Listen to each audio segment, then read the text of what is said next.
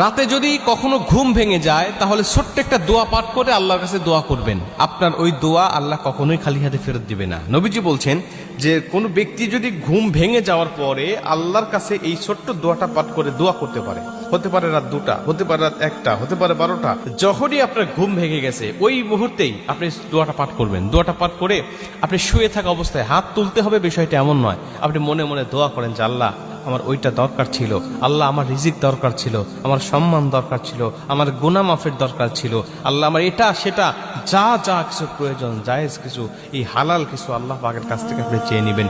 নবীজি বলছে দোয়া করলেই আল্লাহ পাক তখন তার দোয়াটা কবুল করে নেয়। আর আরো ভালো হয় যদি আপনি ঘুম ভেঙে যাওয়ার পরে 2টার সময় আপনার ঘুম ভেঙে গেছে, আপনি উঠে যান, উঠে গিয়ে ওযু করে আপনি 2 রাকাত তাহাজ্জুদ নামাজে দাঁড়িয়ে যান। কারণ নবীজি বলছে যে ওই সময় কিছু চাইলেই আল্লাহ দোয়া কবুল করে। আপনি ঘুম ভেঙে যাওয়ার পরে দোয়াটা করলেন, দোয়াটাও কবুল হয়ে গেল, আর আপনি ওযু করে তাহাজ্জুদ